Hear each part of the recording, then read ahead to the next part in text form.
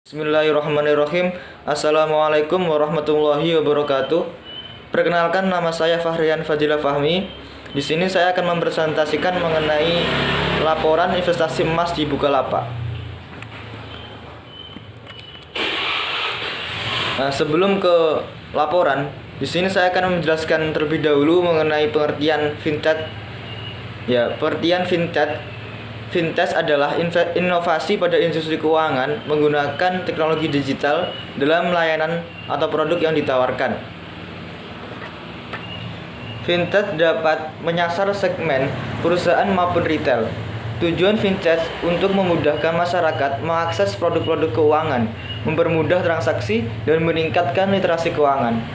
Fintech adalah bisnis yang berfokus pada penyediaan layanan keuangan dengan menggunakan software dan teknologi modern. Kemudian, pengertian fintech syariah. Fintech syariah merupakan suatu kombinasi dari inovasi yang berada di bidang finansial atau keuangan dan teknologi dalam memudahkan proses transaksi dan investasi yang didasarkan pada dasar-dasar hukum syariah atau hukum Islam. Meskipun tergolong masih baru di Indonesia, namun perkembangannya sudah terhitung cukup cepat. Dan menurut National Digital Research Centre atau disingkat dengan NDRC, financial technology adalah istilah yang biasa digunakan untuk menyebut suatu inovasi di bidang jasa syariah. Dasar hukum peraturan Bank Indonesia. Dalam fintech konvensional diatur oleh Peraturan Bank Indonesia Nomor 18/40/PBI/2016 sebagai berikut. Peraturan Bank Indonesia Nomor 18/40/PBI/2016 tentang penyelenggaraan pemrosesan transaksi pembiayaan. Kemudian hukum peraturan fatwa DSN MUI. Dalam fatwa DSN Nomor 117/DSN-MUI-2/2018 tentang layanan pembiayaan berbasis teknologi informasi berdasarkan prinsip syariah. Ketentuan hukum yang ditentukan dalam fatwa itu adalah layanan pembiayaan berbasis teknologi informasi dibolehkan dengan syarat sesuai dengan prinsip syariah. Yang kedua, pelaksanaan layanan pembiayaan berbasis teknologi informasi berdasarkan prinsip syariah wajib mengikuti aturan yang terdapat. Dan kemudian di sini saya akan menjelaskan analisis saya di investasi emas di Bukalapak. Pada minggu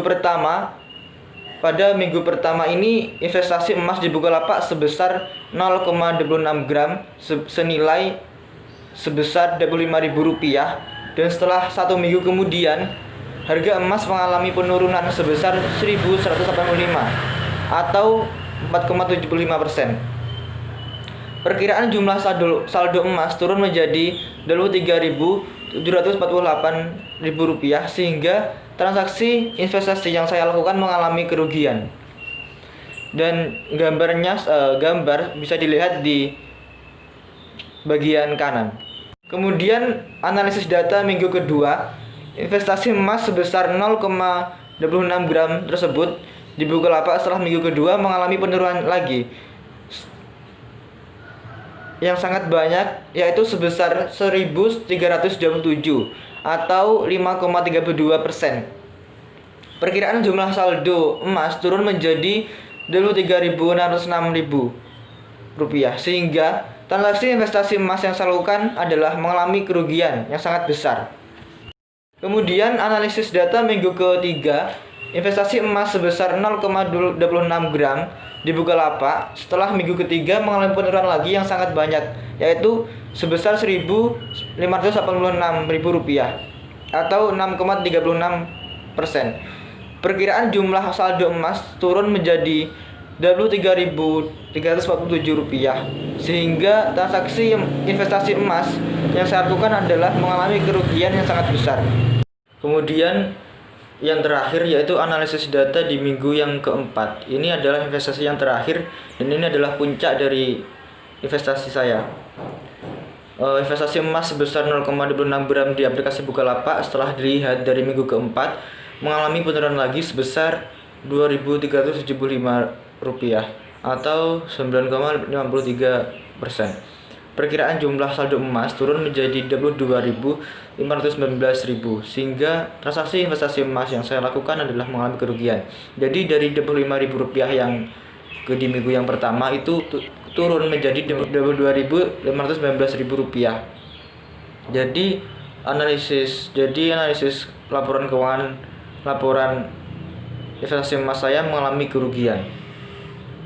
Kemudian ini adalah faktor penyebab penurunan harga emas ya.